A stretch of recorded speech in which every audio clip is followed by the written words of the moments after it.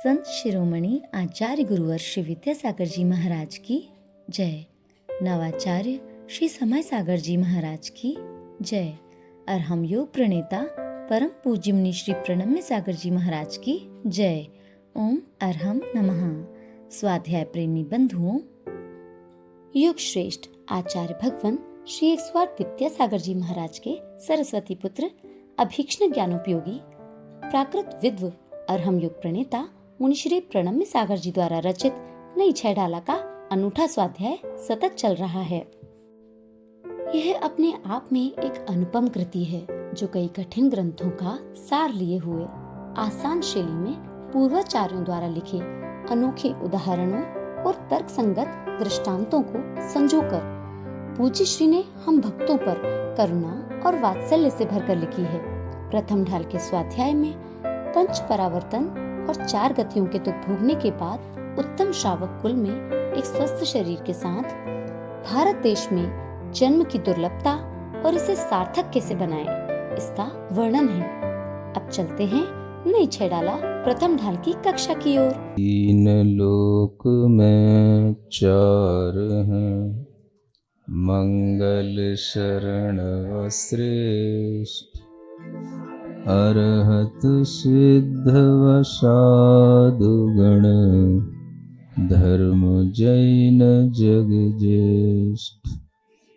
तीर्थंकर जिन देव की, जिन वाणी को ध्याय, सार्वधर्म संक्षेप से कहूँ चित्त हुलसाए। महाराज, भगवान की मूर्ति है।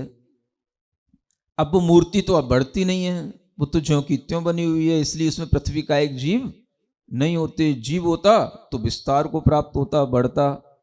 भाई ये कौन सा तर्क है? पृथ्वी का एक जीव तो बहुत छोटा सा होता है, वो तो उस पाषाण के किसी एक नोक बराबर, सुई की नोक बराबर पॉइंट में रह जाएगा। उसका उस पृथ्वी पाषाण से क्या लेना देना है? वह वृद्धि हो रही है इसलिए जीव है, नहीं हो रही है इसलिए जीव नहीं है। ये कोई सिद्धि करने के तरीके नहीं है। जीव सिद्धि हम करना जानते हैं, हम आपको कभी बताएंगे जीव सिद्धि कैसे की जाती है। ये कोई तरीके नहीं जीव सिद्धि के कि जीव है तो उसमें सांस आएगी, फिर कहोगे कि वो थोड़ा उसमें वाइब्रेशन होते हैं कि नहीं, कान लगा के सुने कि कोई दूसरी मशीन से सुने, उसकी धड़कन चलती है कि नहीं। ये सब तो ना समझी की बातें हैं। जीव क्या है, जीव की अवगाहना क्या है, जीव की इंद्री कितनी सी है, जीव के प्राण कौन से हैं, ये सब ज्ञान आपको है नहीं। आपको धड़कनें देखनी उसकी है। अपनी धड़कनें तो दिखती नहीं, उसकी धड़कनें देखने चले। एक इंद्रिय जीव में, उस पृथ्वी का एक में क्या आपको दिखाई देगा? कुछ भी दिखाई नहीं देगा, सिवाय जो हमें इन सिद्धांत में बताया जाता है, आगम में बताया जाता है, उसके ही अनुसार हमें अपनी धारणा बनानी पड़ेगी। वहां कुछ दिखाई नहीं देता। तो पृथ्वी का एक जीव की काया अपने आप में अत्यंत सूक्ष्म है। हम ये भी नहीं कह सकते कि आपने जो पाषाण की मूर्ति तैयार की है उसमें जीव नहीं है। उसमें भी जीव आकर के रह सकता है, उसको हम अचित्त नहीं कह सकते। कोई भी पृथ्वी का एक जीव उसको अपनी आधार बना सकता है, उसमें भी वह जीव रह सकता है, अपनी आयु पूरी करके जा सकता है। आपको उससे क्या फर्क पड़ रहा है? और वो भी आपके लिए कुछ नहीं कर रहा है। तो पृथ्वी का एक जीव पृथ्वी को अपनी काया बना लेता है, ये बात ध्यान में रखना है। तो पृथ्वी को अपनी काया बनाने का मतलब पृथ्वी पहले से है, तभी तो उसको अपनी काया बना रहा है। समझ में आ रही मेरी बात कि नहीं? धारणा सही हो रही कि नहीं? हाँ, जल का एक जीव जल को अपनी काया बना रहा है, ये परिभाषा है। तो जल है तभी तो उसको अपनी काया बनाएगा। वो हम लोगों की तरह थोड़ी नहीं है कि हम अपनी काया स्वयं बना रहे हैं। गर्भ में जैसे हम अपनी काया बना रहे हैं, तब हम काया बना करके उत्पन्न हो रहे हैं, हम अपनी काया बढ़ा रहे हैं, ऐसा इनका सिद्धांत नहीं है। ये चीज समझनी पड़ेगी। स्थावर जीवों का सिद्धांत अलग है और त्रस्त जीवों का सिद्धांत अलग है।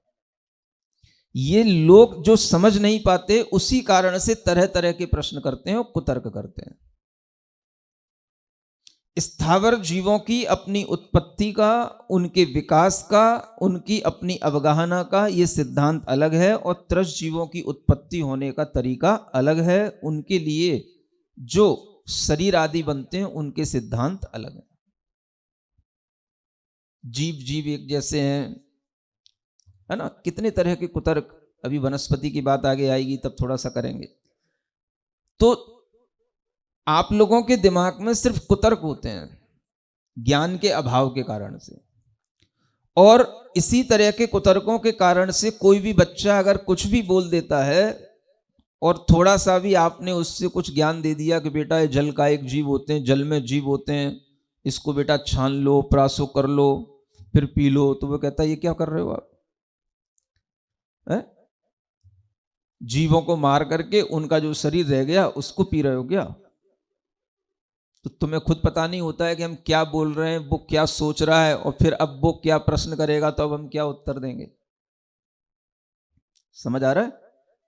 ये बात किसी भी पाठशाला में कोई नहीं जानता और कोई नहीं पढ़ाता, मैं दावे के साथ कह रहा हूं। इसीलिए जितनी भी पाठशालाओं में पढ़ाया जाता है बेटा 5 स्थावर जीव होते हैं, पृथ्वी का एक, जल का एक, अग्नि का एक, उन सबको पढ़ा तो देते हैं और पढ़ाने के बाद में खुद टीचर कंफ्यूज होते हैं जब बच्चा कुछ पूछ बैठता है। तो ये हमें धारणा बनानी चाहिए, ये सोचना चाहिए कि इसकी परिभाषा क्या है। पृथ्वी को जो अपनी काया बना ले उसे पृथ्वी का एक जीव कहते हैं। जल को जो अपनी काया बना ले उसे जल का एक जीव कहते हैं। अग्नि को जो अपनी काया बना ले उसे अग्नि का एक जीव कहते हैं। अग्नि भी अपने शुद्ध स्वरूप में होती है, मात्र अग्नि, उसमें बाद में जीव उत्पत्ति हो जाएगी, जीव उसमें आकर के अपनी काया बना लेगा, ये बात अलग है। लेकिन पहले तो अग्नि अपने स्वरूप में होगी, शुद्ध होती है। तो अग्नि भी अचित होती है, अग्नि भी सचित होती है। जब जीव सहित हो गई तो उसको सचित कहते हैं, जब जीव रहित है तो वह अचित होती है। तो ये दोनों, तीनों, चारों या पांचों प्रकार की जो स्थावर चीजें हैं ये सब सचित भी हैं और अचित भी हैं, ये समझना है। सचित माने चित, चित माने चेतना या जीव से सहित होना, उसको सचित, और अचित माने जीव से रहित होना, तो वो अचित। तो ऐसा नहीं कि जब वो अचित हो गई तो वो चित्त जीव की काया थी, ऐसा नहीं। वो जीव उसमें आकर के रह रहा था, वो जीव चला गया, वो चीज ज्यों की त्यों है।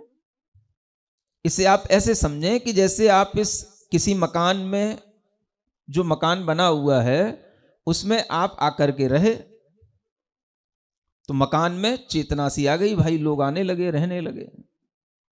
आप चले गए तो मकान है ही है।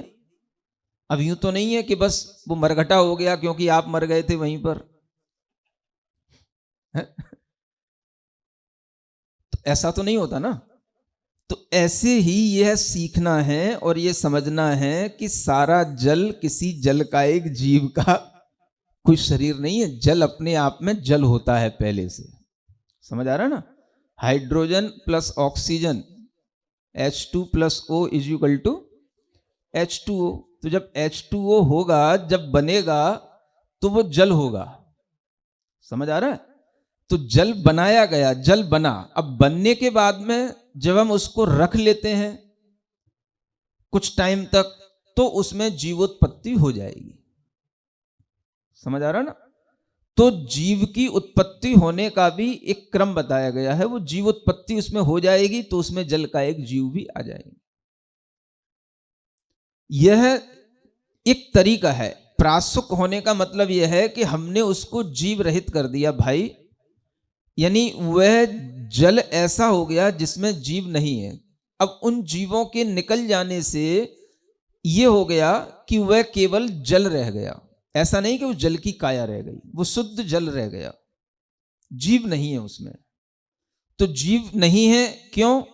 क्योंकि उन जीवों से सहित वह जो जल है वो हमारे लिए नुकसानदेह है। क्या कहा? जो जीवों से सहित जल है वह हमारे लिए दोनों तरह से नुकसानदेह है, धार्मिक स्तर पर भी और शारीरिक स्तर पर भी।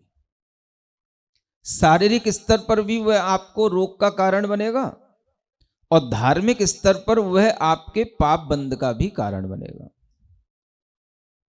अब इसमें एक तर्क हो सकता है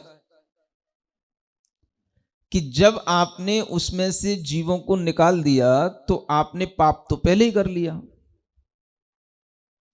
है ना। हाँ, थोड़ा हम भी आप ही की तरह सोचते हैं कभी कभी।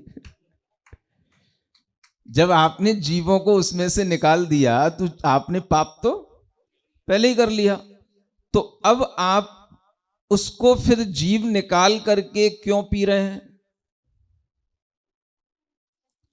है? वो अलग बात है। तो अब आप जीवों को निकाल करके उसको क्यों पी रहे हैं? जीव सहित ही पी लेते। मरना था तो तुम्हारे मुंह में ही मर जाएंगे, ठीक है, पेट में जाके मर जाएंगे वो। है? नहीं समझ में आया? बात तो सही है ना। अब क्या उत्तर है इसका? बोलो, अब क्या उत्तर है इसका? है? देखो, जब भी आप जल पिएंगे उन जीवों को वह जल काय से छोड़ करके जाना तो पड़ेगा। समझ में आ रहा है ना? अगर आप उस जीव से सहित उस जल को पी रहे हैं तो क्या होगा? आपके अंदर उन जल को भक्षण करने का एक भाव रहेगा। कौन से जल? जीवों के भक्षण करने, जीव सहित उस चीज को भक्षण करने का भाव होगा। वो भक्षण करने का भाव आपके अंदर कहीं ना कहीं आपके मन में जो दया का भाव है वो नहीं आने देगा। समझ रहे ना? ये अलग चीज होती है कि जीव उसमें था, हमने उसको निकाल दिया, और एक वो है कि हम उसको मुंह में चबा के निकाल रहे हैं, अपने आप दम तोड़ देगा पेट में जाके तब निकाल रहे हैं। ये दोनों में अंतर है कि नहीं? चलो हम आपकी ही दृष्टि से पूछते हैं। हा? एक चीज वह है कि हमने उसको शुद्ध कर लिया, है ना, वह शुद्ध होने के बाद में हमारे लिए सेवन करने में आया तो हमने उस जीव का भक्षण नहीं किया। हा? और जब हमने उस जीव को निकाला उसमें से तो वह जीव निकल गया। जीव का निकलना अपने आप में हो जाने पर वह कोई ना कोई किसी और जल काय की काया में प्रविष्ट हो जाएगा, वो अपना जीवन वहां जाकर के जी लेगा। लेकिन जब हम उसको बिना अचित किए हुए पिएंगे तो वह जल के साथ में जल जीव के भी भक्षण का आपके अंदर एक निर्दयता का भाव आएगा, है ना? है? उबालने पर वो भाव नहीं आएगा। उबालने पर वह भाव इसलिए नहीं आएगा क्योंकि आप जब उसको उबाल रहे हैं तो उस समय पर आपके लिए ये तो निश्चित है कि जितने जल कायक वह जीव होंगे वो नियम से वहां से निकलेंगे। अगर आप उसको उबालते नहीं हैं तो उसमें और भी अनेक जीवों की उत्पत्ति होने की और संभावना बनी रहती है। उबालने पर केवल उतने ही जीव निकलेंगे, और अगर आपने नहीं उबाला तो उसमें और अनेक जीव उत्पन्न होंगे और वह त्रस जीव भी उसमें उत्पन्न हो जाएंगे। कौन से जीव? त्रस जीव। यानी आपने वह एक तरीके से प्रोटेक्शन का काम किया। उबालने का मतलब है कि इसमें सिर्फ इतने ही जीवों का निष्कासन हो जाए, आगे इसमें जीवों की उत्पत्ति हो ही ना। ये आपने अन्य जीवों का उसमें घात न हो, अन्य जीवों की उत्पत्ति न हो और फिर उससे अन्य और हमारे लिए घात का पाप न लगे, ये आपने एक प्रोटेक्शन किया। और उस प्रोटेक्शन के लिए आपको इतना तो खामियाना भुगतना पड़ेगा। कितना? कि उतने जीवों को निकालना पड़ेगा, इतना खामियाना आपके पाप के उसमें बंध में आएगा। अगर आप उसको उबालते नहीं हैं तो ये फिर आपके मूल को खा जाएगा। मूल माने आपका जो अपना मूल द्रव्य है, माने आपका जो अपना मूल भाव है, दया का भाव, ये उसको ही समाप्त कर देगा। एक होता है कि भाई अपना नुकसान तो हो रहा है, लेकिन उसके कारण से अपनी बहुत बड़ी सुरक्षा हो रही है ना। माने आपको कोई जमीन खरीदना है, कोई अपना घर बनाना है और वह जमीन की लागत मान लो 2 करोड़ रुपए है और आपको उस जमीन के कागज अपने हाथ में लेने के लिए 2 लाख रुपए किसी को देने पड़ रहे हैं। समझ में आ रहा है ना? तो आप देते हो कि नहीं देते हो? बस तो उससे आपकी 2 करोड़ की जमीन सुरक्षित हो रही है, 2 लाख का खामियाजा आपको भुगतना पड़ेगा। समझ आ रहा है ना? तो ये प्रोसेस इसी तरीके की है, आप इसको समझें। इससे दुनिया में कोई नहीं समझ रहा है और कोई इसके बारे में बता नहीं पा रहा है। सिर्फ उस पर फोकस रहता है कि जल जीव मर गए, मर तो गए, वो मरना 2 लाख का वो खामियाजा है, बस इतना है। और वो मरेंगे, उनका मरना भी आवश्यक है और तुम्हारे लिए उनका मारना भी आवश्यक है, नहीं तो तुम मर जाओगे। नहीं समझ में आ रहा? बिल्कुल मरोगे कि नहीं? तुम पानी नहीं पियोगे तो तुम मरोगे, और तुम्हें पानी पीना है तो 2 लाख का खामियाजा भुगत करके तुम अपना 2 करोड़ का जीवन बचाओ। तुम्हारा जीवन बड़ा है ना? 2 लाख बड़े हैं कि तुम्हारा जीवन बड़ा है? तुम्हारा जीवन बड़ा है क्योंकि तुम पंचेंद्रिय हो। समझ आ रहा है? तो तुम्हें अपना जीवन बचाने के लिए उस जल को पीना भी है और तुम्हें उनको अवश्य ही, चाहे वो तुम्हारे सेवन करने के बाद में वो मरे, चाहे उन्हें आप पहले से निष्कासित कर दें। अगर आपने उनको पहले से निष्कासित कर दिया तो आपने उस जल को एक तरीके से शुद्ध जल बना लिया, वो प्रोटेक्ट हो गया। अब उसमें अन्य जीवों की उत्पत्ति नहीं होगी, अन्य अनेक उसमें त्रस्त जीव उत्पन्न नहीं होंगे। चाहे वो आपके पेट में भी जाएगा तो भी उसमें त्रस्त जीवों की उत्पत्ति का कारण नहीं बनेगा। और अगर वो बिना प्राशुक किया हुआ जल है, वो आपके पेट में जाएगा तो वो वहां पर भी अनेक जीवों की उत्पत्ति का कारण बनेगा। तो एक तो वो है कि हमने भाई 2 लाख रुपए बचाने के लिए, है ना, हमने उस बात को निगलेक्ट किया जो किसी ऑफिसर ने हमसे कहा और हम अपने काम में लगे रहे और धीरे धीरे करके बात आगे बढ़ी तो उसने इतने रोड़े डाल दिए हमारे काम में कि अब वो बात 50 लाख तक आ गई। बोले अब 50 लाख देगा तो तेरी जमीन तेरे को दिलवा पाऊंगा, नहीं तो तू समझ ले। समझ आ रहा है? तो ये वो तरीका है। आपको अगर तुरंत ही थोड़ा सा खामियाजा भुगत करके उस चीज को शुद्ध बना करके उसका सेवन कर लेने का भाव आ जाएगा तो ये आपके लिए जरूरी होगा, और ये एक तरीके से लीगल माना जाता है, इलीगल नहीं है ये। नहीं समझ में आ रहा? हाँ, 2 लाख रुपए खर्च होंगे ही, ज्यादा होते होंगे, मैं सिर्फ फॉर एग्जाम्पल कह रहा हूं, लेकिन ये लीगल प्रोसेस है। समझ आ रहा है ना? हाँ, मतलब 2 करोड़ की जमीन में बहुत लगेंगे लेकिन एक उदाहरण देकर के बता रहा हूं, ये लीगल प्रोसेस है। इसके बिना आपकी जमीन आपके हाथ में नहीं, आपकी सिक्योरिटी आपके पास नहीं। समझ में आ रहा है ना? तो इसी तरीके से जब हम किसी भी जल आदि को प्राशुक करते हैं तो उससे हमारा वह जल लंबे समय तक के लिए सुरक्षित हो गया।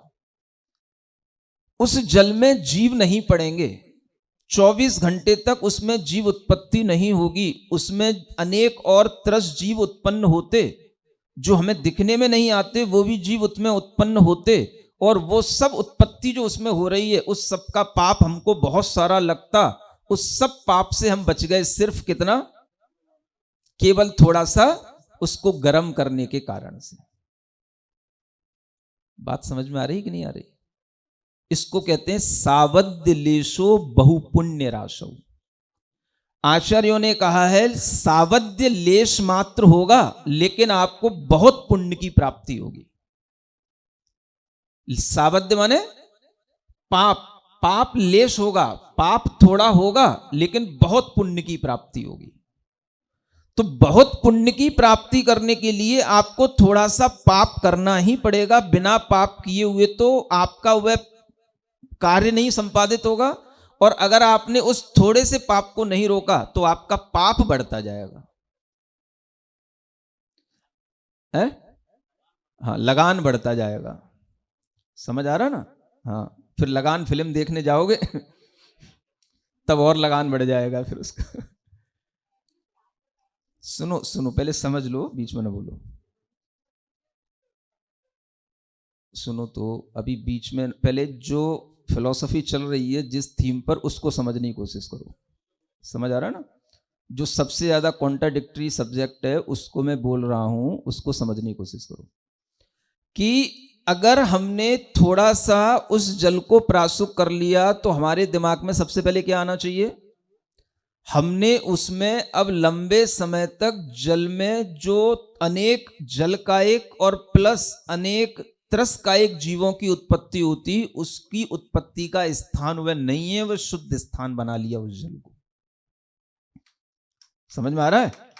अब हम उसको चाहे अभी सेवन करें, चाहे आधे घंटे बाद करें, चाहे 1 घंटे बाद करें, हम बिल्कुल फ्री हैं। हमारे लिए अब इसमें इस जल के रखे होने से पाप का बंध नहीं होगा, क्योंकि इसमें जल का एक जीवों या त्रस्त जीवों की उत्पत्ति इसमें नहीं हो रही है। मैं बिल्कुल फ्री हो गया। एक बार उसको अगर हमने उबाल लिया, एक बार बस आपको क्या करना है? हाँ, ये लीगल प्रोसेस है कि एक बार आपने बस उन जीवों को वहां से हटा दिया तो आपकी जमीन हमेशा के लिए सुरक्षित हो गई। एक बार तो आपको बाउंड्री बनानी ही पड़ती है। अगर आप सोचो कि हमने ये जमीन खरीदी और इसकी हम नींव ही ना बनाए, क्योंकि नींव बनाएंगे तो खोदना पड़ेगा, खोदेंगे तो जीव हिंसा होगी, तो फिर तुम जो है ना, फिर घर बनाने की मत सोचो। हाँ, ऐसे ही चौरे में रहना सोचो। हाँ, फिर तुम कुछ नहीं कर पाओगे। समझ आ रहा है ना? फिर अपना परिवार बढ़ाने की कोशिश तो तुम्हारी हो ही नहीं सकती। कौन तुमसे विवाह करेगा? चौरे में रहने वालों से कौन विवाह करेगा? समझ आ रहा है ना? तो इस तरह से तो तुम्हारा जीवन चल ही नहीं सकता, चाहे पृथ्वी के साथ हो, चाहे जल के साथ हो, चाहे अग्नि के साथ हो। तो गृहस्थ के लिए पृथ्वी जल अग्नि की हिंसा का त्याग होता ही नहीं। इसीलिए नहीं होता क्योंकि वो इसके बिना तो अपना जीवन चला ही नहीं सकता। तो वह अपना जीवन चलाने के लिए ये हिंसा करेगा। इसी को कहते हैं सावद्य लेश होना। लेकिन अगर वह प्रासुक के सचित्त से अचित्त होने के इस प्रोसेस को बना करके वह कोई भी काम करता है तो वह लंबे समय तक पुण्य का संपादन भी करेगा, क्योंकि एक बार उसने वह लीगल प्रोसेस कर लिया। ये भगवान का बताया हुआ प्रोसेस है, अपने को क्या दिक्कत है भाई? ज्यादा दिमाग क्यों लगाते हो?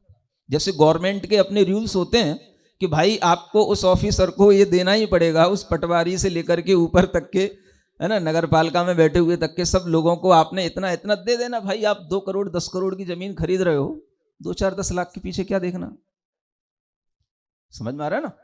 आप अगर इतनी बड़ी जमीन पर अपना घर बनाना चाह रहे हो तो बाउंड्री तो बनाओगे ही कि नहीं बनाओगे? और नहीं बनाओगे तो पूरे दूसरे कब्जा कर जाएंगे, पूरा दूसरा तुम्हारा घर और ले जाएंगे कि नहीं हमें हिंसा नहीं करनी। तो फिर घर मत बैठो, घर मत बनाओ। समझ आ रहा है? नहीं हमें हिंसा नहीं करनी तो फिर पानी मत पियो। अभी तो पानी तक की बात है, अभी हवा की बात करेंगे फिर नाक भी बंद करनी पड़ जाएगी। हाँ, नहीं मुझे वायु का एक जीवों की हिंसा नहीं करनी, क्या करोगे? मास्क लगा लो। क्या होगा? जीव तो तब भी मास्क में मरेंगे, मारना तो पड़ेगा ही। बिना मरे तो आपका जीवन नहीं बचेगा, नहीं तो फिर कोरोना घुस गया तो तुम्हें मार डालेगा। समझ आ रहा ना? तो एक इंद्रिय जीव के घात होने पर भी पंचेंद्रिय जीव की रक्षा होने का भाव सावध लेशो बहुपुण्य राशो कहा गया। इसके बिना किसी गृहस्थ का गुजारा नहीं। वो खुद मर जाएगा, वो आत्महत्या का पाप लगेगा, और कभी भी आप दयावान हो ही नहीं सकोगे। सोच लो। तो हम किसी भी जीव को कभी भी, गृहस्थ होता है वह कभी भी पृथ्वी जल अग्नि वायु वनस्पति की हिंसा के बिना तो कभी अपना गुजारा कर ही नहीं सकता। समझ आ रहा ना? इसलिए साधु बनना पड़ता है। क्या करें? हम नहीं करेंगे, तुम करो।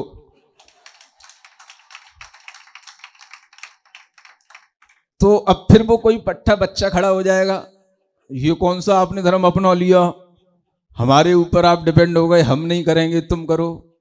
अरे भाई, तू कर रहा है ना, तो तू कर रहा है, तुझे तो करना ही पड़ेगा।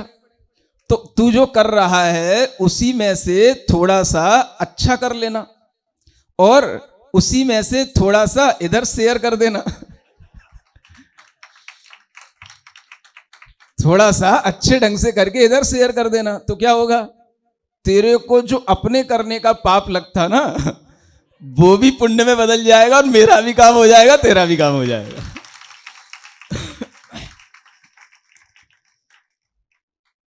समझो कितनी अच्छी प्रोसेस है। अब मुझे भी नहीं करना, तुम नहीं करते तो तू भी आजा मेरे पास। मुझे कौन करके देगा? तू उसकी चिंता क्यों कर रहा है? उसके लिए तो कंपनी भगवान तीर्थंकरों की चल रही है, वो सेवा वो देंगे अपने को, तू चिंता क्यों कर रहा है? उसकी चिंता तो हम करेंगे, तू उसकी चिंता मत कर। समझ आ रहा है? तो कई बच्चों के माता पिताओं को ये चिंता होती है, बेटा अगर तूने कहीं ऐसा मार्ग अपना लिया तो तुझे कहीं ये नहीं कोई देगा, वो नहीं कोई देगा, ये नहीं मिलेगा, वो नहीं मिलेगा। ऐसे भी मतलब नासमझ माता पिता भी होते हैं। समझ आ रहा है? उन्हें ये नहीं पता होता यह तीर्थंकरों की परंपरा अनादिकाल से चल रही है, और इस तीर्थंकरों की परंपरा में यह धर्म की परंपरा जो चल रही है, इसमें यह तीर्थंकरों ने बहुत पहले से अच्छे ढंग से व्यवस्थापित कर दिया है कि जो भी इस तरह के महाव्रतों को अपनाएगा, अणुव्रती जीव या अव्रती जीव उस महाव्रती के लिए हमेशा समर्पित रहेगा। ये भगवान की बहुत बड़ी व्यवस्था है, निश्चिंत होकर के जीने की व्यवस्था है। सुन रहे हो? बोलो तो, समझ में आ रहा है ना? तो इसमें तो कोई चिंता कभी होती नहीं, कल कौन देगा। अरे भाई, देने वाले इतने मिलेंगे, तुझे सोचना पड़ेगा कि किससे लेने जाना है। समझ आ रहा है? ये वो व्यवस्था है। तो आप इसकी तो चिंता कभी करो ही नहीं कि भाई हम कर रहे हैं तो हमारा पाप हमको लगेगा, तुमको लगेगा। तुम्हारे पाप को भी पुण्य में कन्वर्ट कर दिया जाएगा, और तुम्हारे पाप से तुमको भी बचा लिया जाएगा, और जो पुण्यात्मा है उनके लिए भी वो शेयर करने से वो काम हो जाएगा, तो उनका भी काम हो जाएगा। वो नहीं करेंगे, तुम्हें करना है अपने लिए जरूरी, तो उसी में से करके उनको भी दे दो। समझ आ रहा है ना? हाँ, वो आग नहीं जलाएंगे, वो कहीं से कुछ भी पानी खींच करके और प्रासु करने नहीं जाएंगे। तुम अपने लिए करना पड़ेगा, तुम अपना धर्म करो। तुम्हें अगर करना है तो तुम्हें अपने जीवन के लिए करना है, तो थोड़ा सा किसी और के जीवन के लिए भी कर लोगे, तो तुम्हारा भी धर्म हो जाएगा और तुम भी पाप से बच जाओगे। समझ आ रहा है ना? तो क्या समझ आया?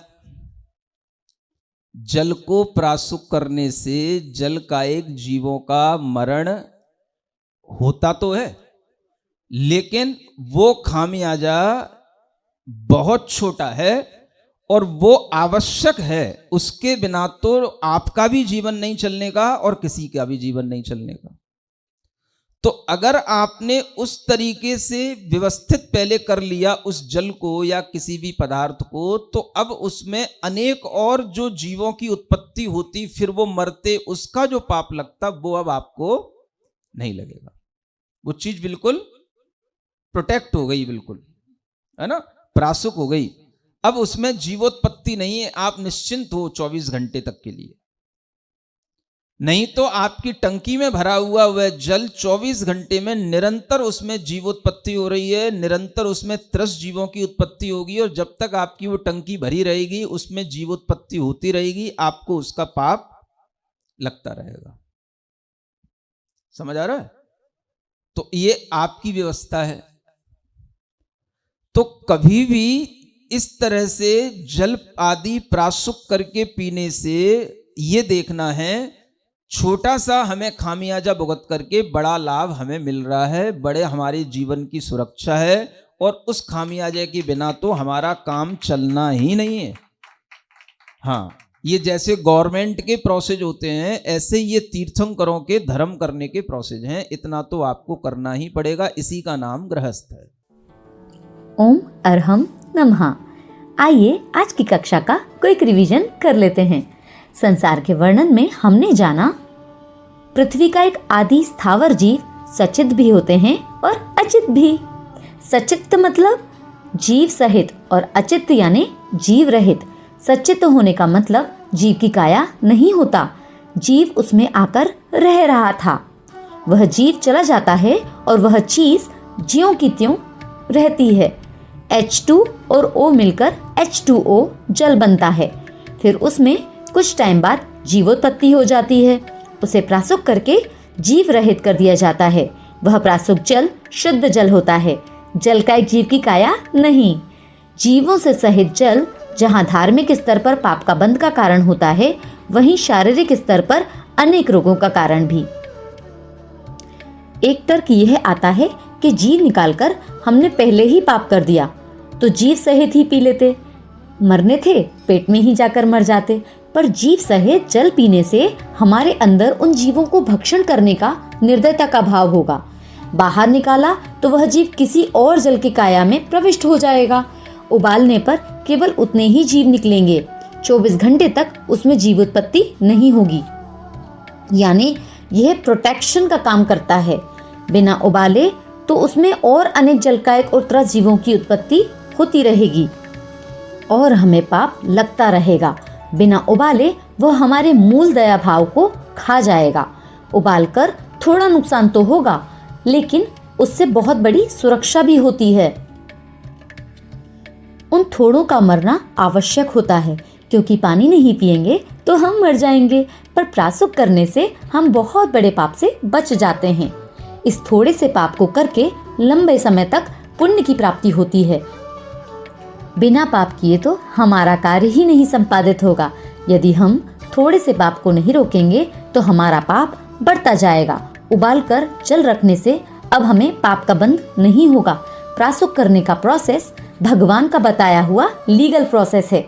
गृहस्थ के लिए पृथ्वी, जल, अग्नि की हिंसा का त्याग नहीं होता, क्योंकि इसके बिना हमारा जीवन चल ही नहीं सकता।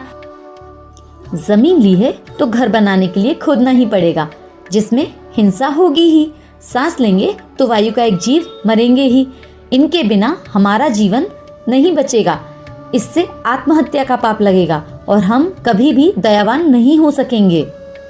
यहाँ एक इंद्रिय जीव के घात होने पर भी पंच इंद्रिय जीव की रक्षा होने का भाव है।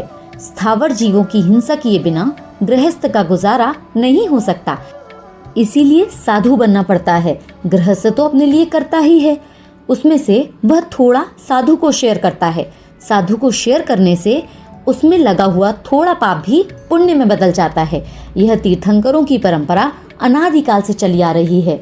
यह उनके द्वारा व्यवस्थापित है। अणुव्रती जीव या अव्रती जीव महाव्रती के लिए हमेशा समर्पित रहेगा।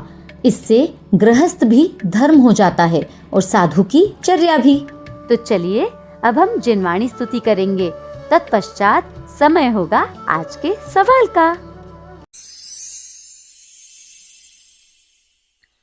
सिरिजिणवाणी जग कल्याणी जग जन मदतम मोहरी जणमण हारी गढ़हर हारी जम जरा भव रोग हरि तिथियराणम दिव्यझुणिम जो पढ़ई सुणई मय्ये धारई राणम सौखमणन्तं धर्य सासद मोक्ष पदम पावई सासद मोक्ष पदम पावई।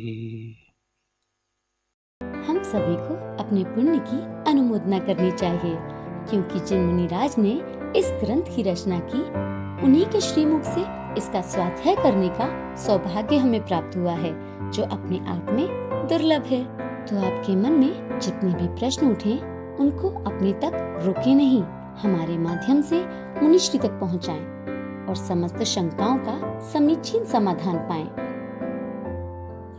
अपने प्रश्नों को के माध्यम से हम तक पहुंचाएं। आप सभी को हर कक्षा में मिलेगा अभ्यास प्रश्न, जिसके माध्यम से आप अपने ज्ञान को प्रगाढ़ बनाएं। आज का सवाल, जिसमें पुरस्कार जीतने का सुअवसर पाएं और अपने ज्ञान को नए आयामों तक पहुंचाने के लिए स्पेशल एक्टिविटीज में पार्टिसिपेट करें, जो आपको सप्ताह में एक बार अवश्य मिलेंगी। तो देर किस बात की, आज ही अपने बच्चों को, मित्रगणों को और परिवारजनों को इससे जोड़ें और अपना और उनका पुण्य बढ़ाएं। इस स्वाध्याय में अपनी चंचला लक्ष्मी का उपयोग करके प्रणम्य वाणी देवदूत बनने के लिए इस नंबर पर संपर्क करें 9310781008। नई छह डाला आज का सवाल प्रतियोगिता में आप सभी का स्वागत है। आज का सवाल है, जल को उबालने के बाद कितने घंटे की मर्यादा रहती है? 24 घंटे की, 4 से 5 घंटे की, 8 घंटे की या 22 घंटे की? कल के सवाल का सही उत्तर है अग्नि का 1। आप अपना जवाब हमें कल शाम 5 बजे तक भेजें। 3 भाग्यशाली विजेताओं को मिलेंगे आकर्षक उपहार। अपना जवाब भेजने के लिए QR कोड स्कैन करें या लिंक पर जाएं। ओम अरहम नमः।